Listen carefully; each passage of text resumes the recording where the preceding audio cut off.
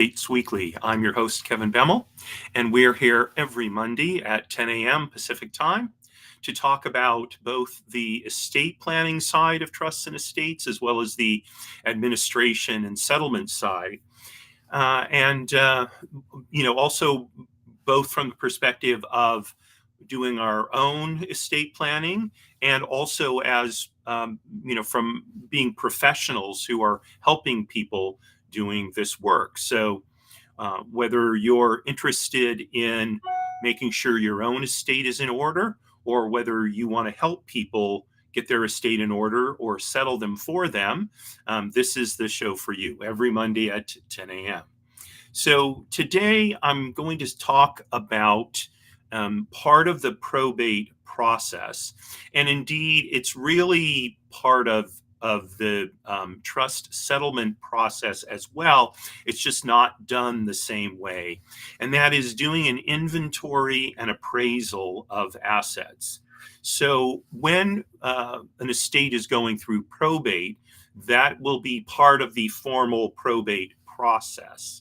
Now, when property is being transferred through a trust, so it's not going through probate, nonetheless, there needs to be at least an informal inventory and appraisal to determine whether the estate is subject to estate taxation. So the fact that an estate is passing through a trust does not at all mean that it doesn't have to pay estate taxes. Those are two very different issues. And although right now the estate tax exemption is quite high, around $13 million per person, and so for a married couple, in essence, they're going to get double that. That high limit is slated to end in 2025, and so it will drop back down to, I believe it's around $4 million in January 1st of 2026, unless the tax legislation of 2017 is extended somehow. And as well, there are states that levy an estate tax. And for those states, the limit at which the estate tax starts is in some cases significantly lower than the federal limit. So again, even if you're settling a trust, there still needs to be an inventory and appraisal in order to determine the overall value of the estate to see if it is in fact subject to estate taxes. So, well, this is weird. I had a whole bunch of documents ready to show you, and they all disappeared. So let me bring those up again, so I can show you how this works. And here we go. And the last one, there's a total of 4 of them. Okay, so I'm going to show you first the California forms and process so you can get an idea of how it works.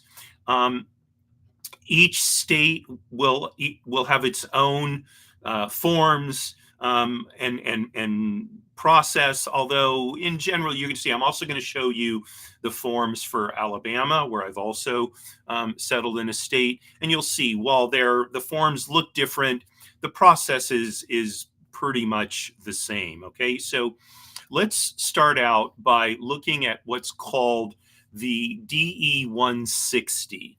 So this is the form that needs to be filed in California when the inventory and appraisal is filed.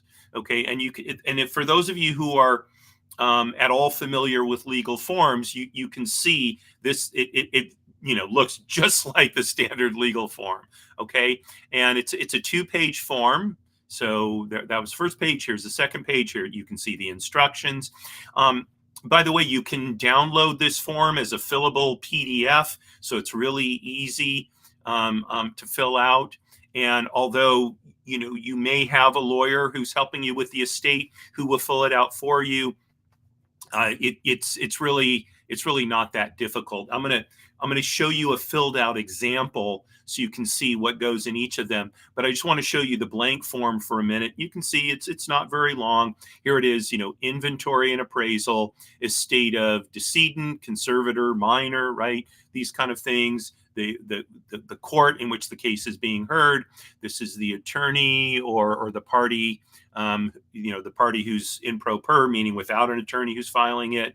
Okay, and you see here appraisals. The total appraisal by representative, guardian, or conservator is X, and the total appraisal by referee is Y, and so the total amount is whatever that amount is. Okay, and then you see there's a declaration, and depending on who it was who's filing it.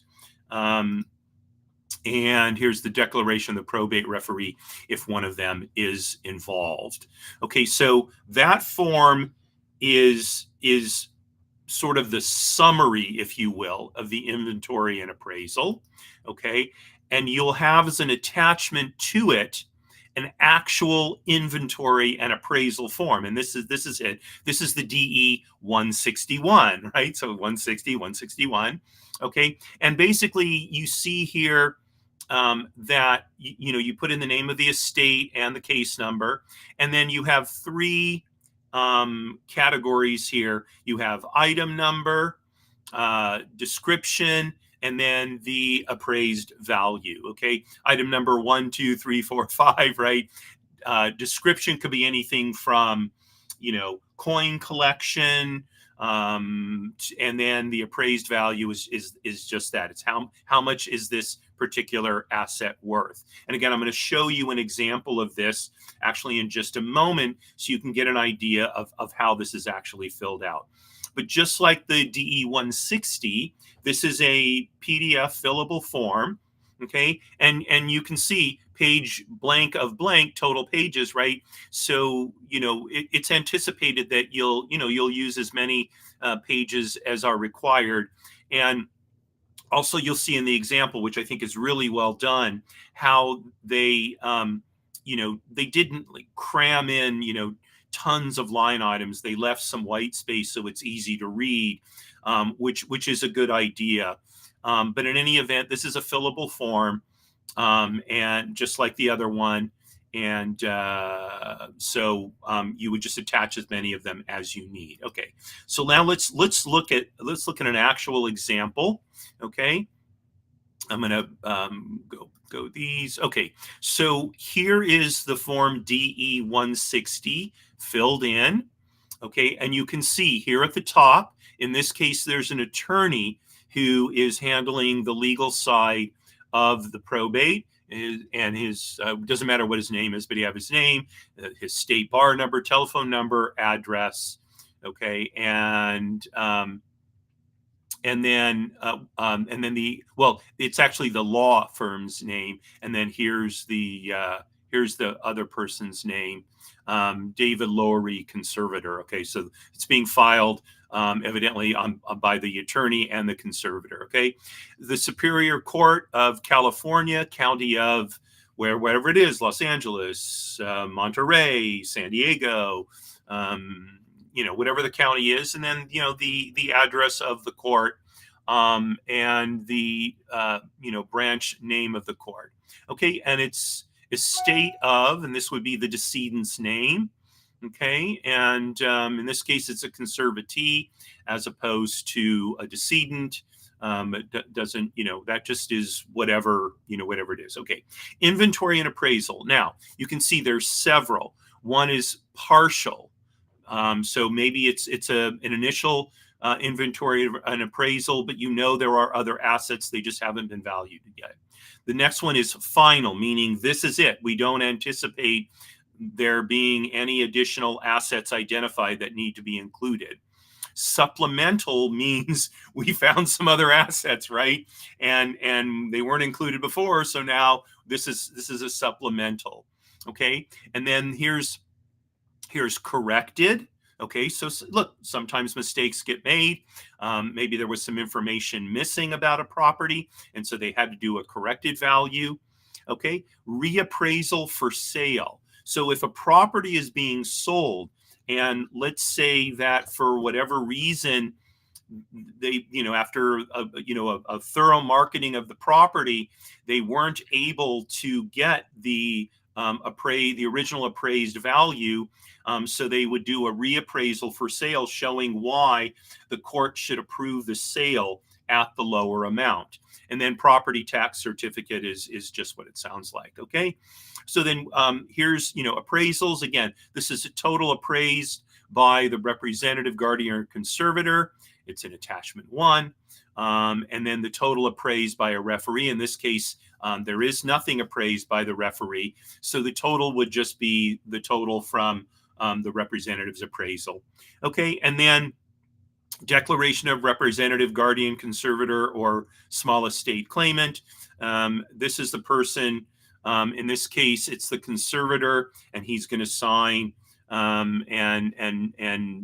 He's essentially declaring under penalty of perjury that the following facts. In this case, attachments 1 and 2 together, with all prior inventories filed, as a true statement of all of the estate that comes to my knowledge or possession, including particularly all money and all just claims. Okay, so that's what you're declaring. Okay, statement of bond. In this case, it doesn't appear that a bond was necessary. Now, it may be that a bond has already been filed, and so in that case, you'll just state that there's already been a bond filed. And it may be that no bond was required, so that the bond may have been waived if this was being done under a will where the bond was waived. Okay. And then declaration of probate referee. As I mentioned a minute ago, there is no probate referee valuation, so this would just be left blank. Now, let me just take a minute and talk about what a probate referee is. So a probate referee may sound like someone's in the courtroom there to keep order, right? We think like a referee in a football game, for example. That's not what this referee does. A probate referee is essentially a valuation professional who works for the court.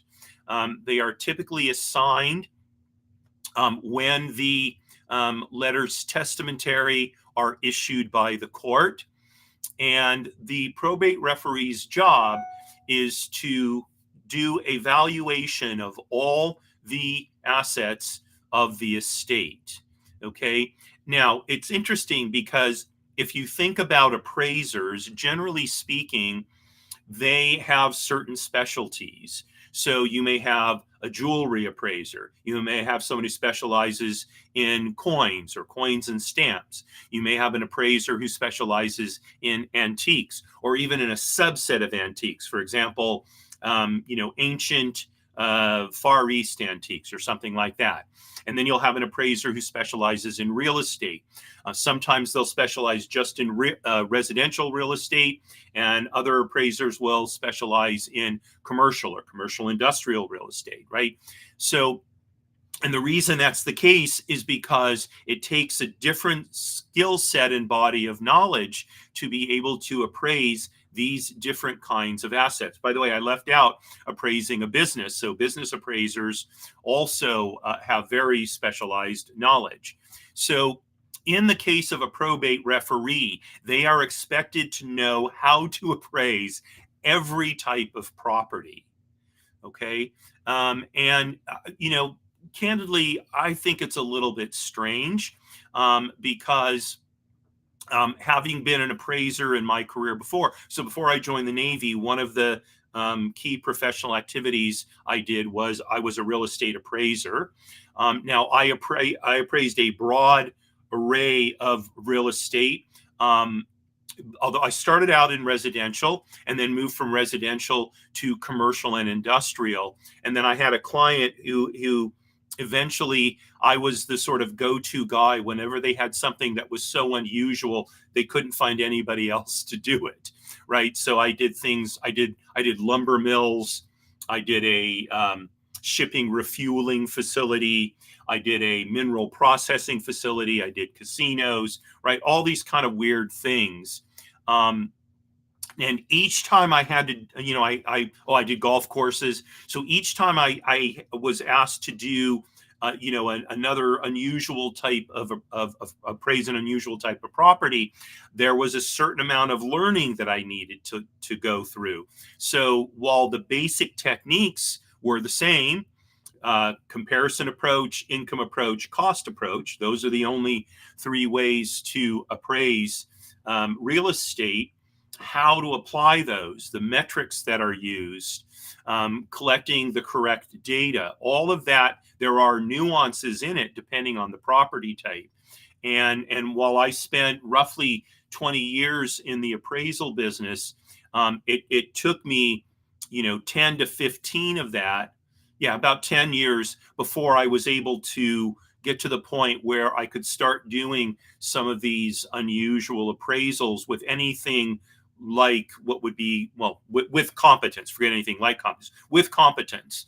And when I say with competence, meaning that they could be reviewed and pass a review as being a legitimate valuation. So the idea behind a probate referee being able to value any type of property, it's a little bit strange.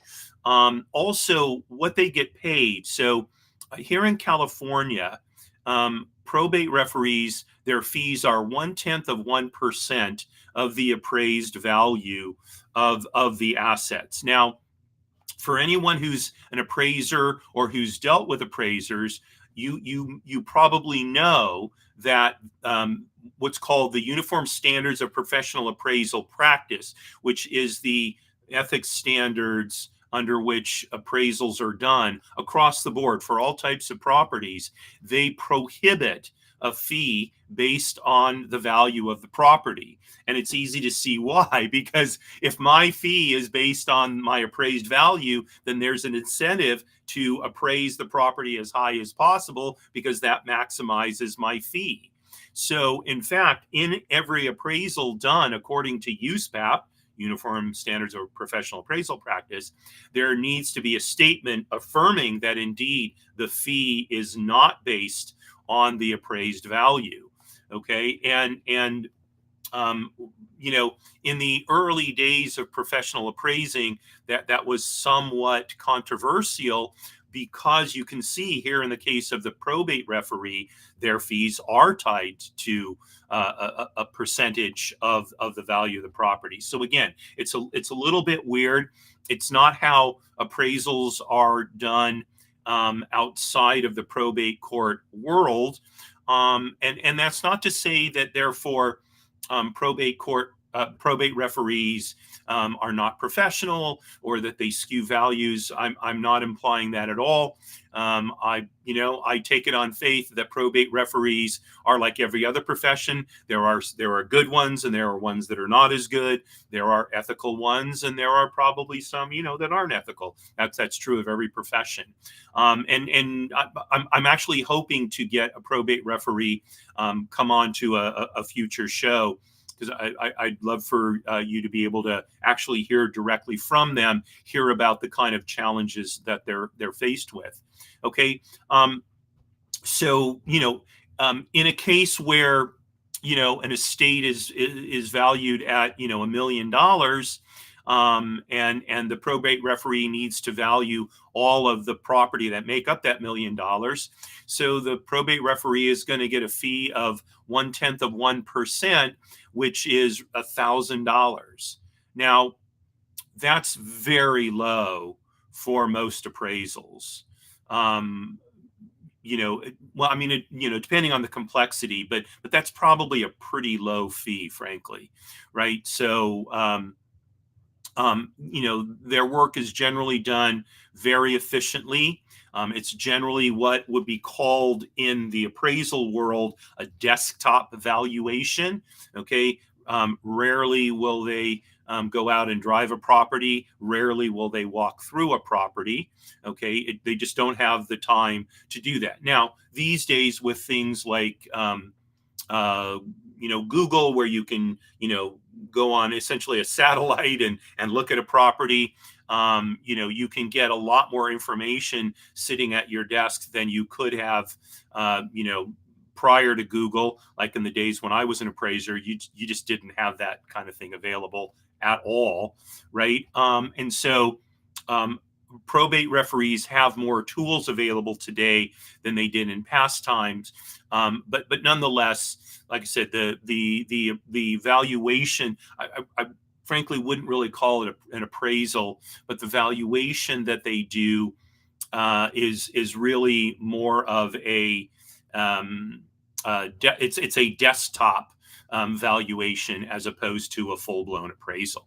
Okay, so let's go now to the DE 161. So you can see here's a list now. In this case, let's see, it starts out with, okay, so these are cash assets. So the way the person filing this grouped it, you see this first attachment number 1, page 1 of 1, is cash assets. So there was cash found in the house lying around.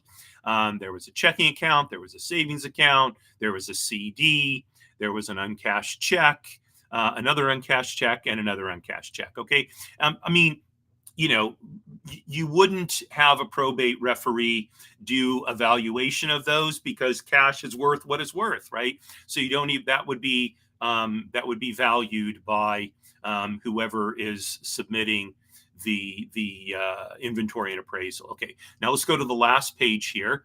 This is going to be attachment number 2, and this is non-cash assets.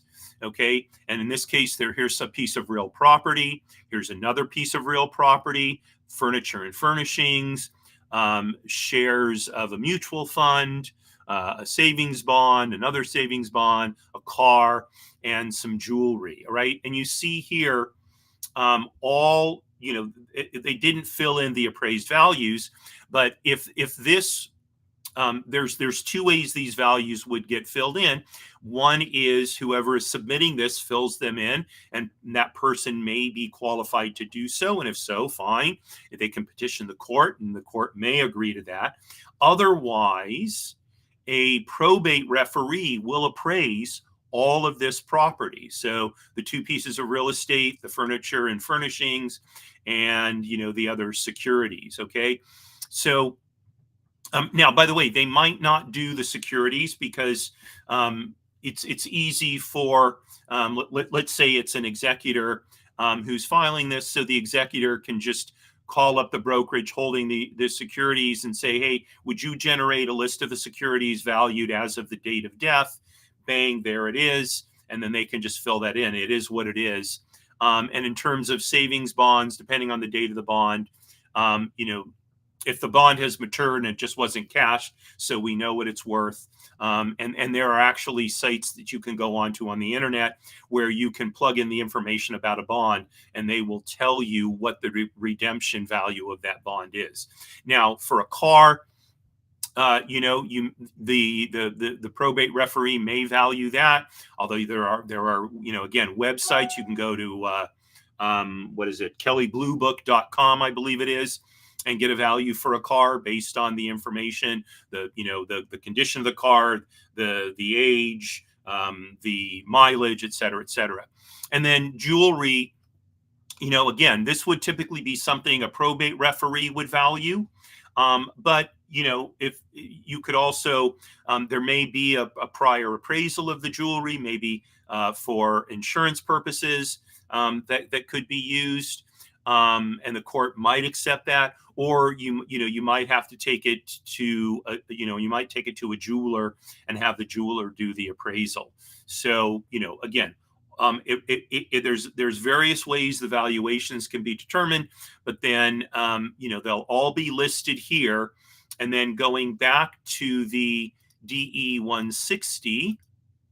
Okay, so the total amount, the total appraised by the representative, guardian, or conservator will go there. The total appraised by the referee will go in the next line, and then those two values together will be the total appraised value. Okay, so that's really, you know, what it's about here in California. Pretty straightforward. Not that it can be done quickly, not necessarily, because data has to be compiled, et cetera, et cetera, et cetera.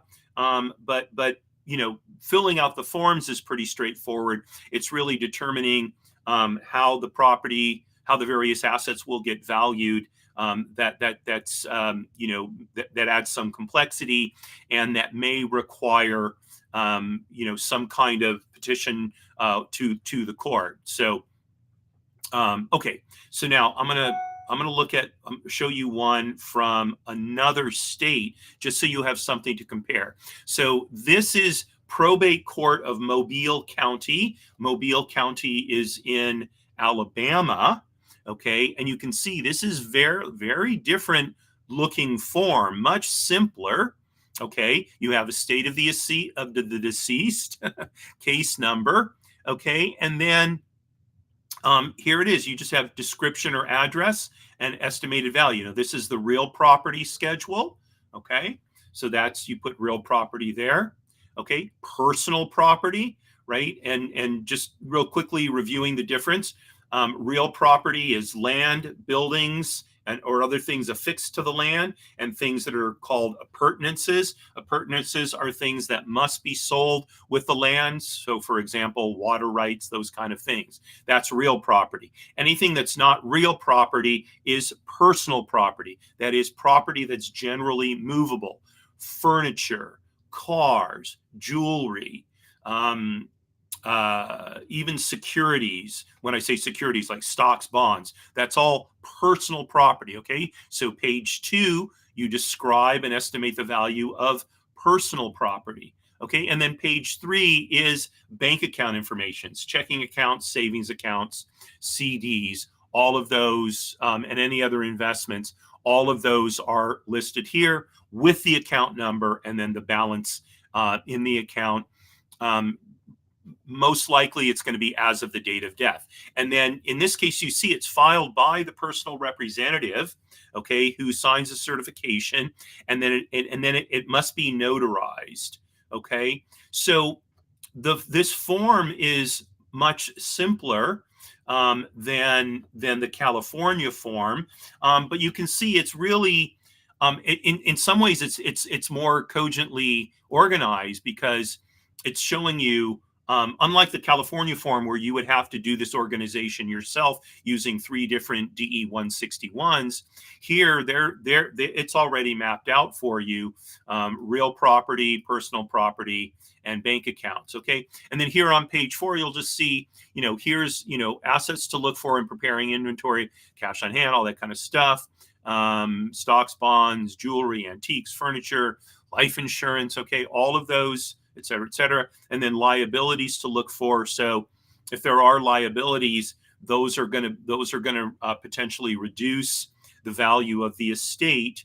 Okay, and depending on what the regulations are regarding estate taxes, that may help reduce, if not eliminate, estate taxes. Now, to the best of my knowledge, Alabama does not have an estate tax. But things change all the time. I haven't done a probate there in a couple of years, and so always good to check these things to make sure. But this is a really nicely organized form, and like I said, I think it's in some ways better than the California form, because it's more straightforward in how it's organized, and very well done. Okay, so in any event, no matter which state you're in, okay, there is going to be some kind of form that the probate court there requires to be filed for an inventory and appraisal. Now, by the way, just going back to the Alabama form for a minute, this is such a nice form. If you are administrating a trust, where again, you're not going through probate, nonetheless, this is a nice way of organizing the assets of the trust, to determine whether the estate being transferred by the trust is subject to estate tax. And particularly useful is this list of assets. Notice, for example, life insurance policies, right? The proceeds from a life insurance policy owned by the decedent is included in the calculation of the value of the estate for estate tax purposes on the federal level.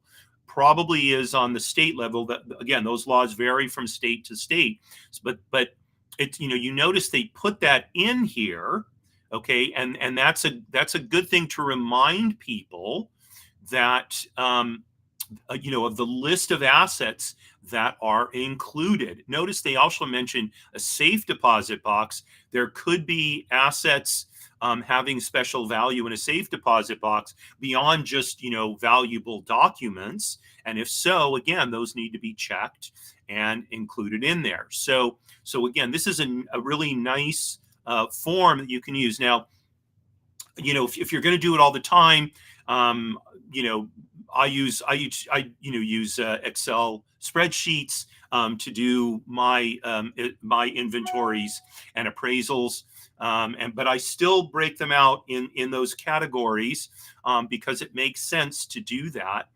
And that list, like I said, especially if you're inexperienced, is a great list to help you not miss some kind of assets. All right, so that is the inventory and appraisal. And it is a crucial part of any probate, as well as something you need to do when you're administrating a trust, although it won't be filed with the court in that case. So if you have any questions or comments, please feel free to post them in our social media, or you can send me an email. My email address will be in the show notes after the show posts on YouTube. So feel free to reach out. Happy to answer your questions. And if you have any comments, thoughts, always love to hear them. And by the way, while I'm mentioning YouTube, if you're not a subscriber to the show, please consider clicking the subscribe button, and that way you'll know every time a new show is going live. You can join us, or you can watch it later on a replay. So that's our show for today. Tomorrow at 10 a.m. is Business Lessons from the Military, and the show is about solving problems that meet the mission. And you would say, well, why would you ever solve a problem that doesn't meet the mission? Okay, I'm going to let you, ponder on how often that happens. So we're going to talk about how the military deals with that and keeps that focus. And then on Wednesday at 10 a.m., all of these times are Pacific time, we'll be doing the monthly state of the economy, cutting through all the nonsense of all the figures and really getting down to what is it we need to know, what is it we need to focus on so we can make good business decisions, good investment decisions. So I invite you to join me Wednesday at 10 a.m. as well. Thanks again for joining me. Really appreciate it always. And signing off as I always do. Marie, darling, you're my belle. All the best.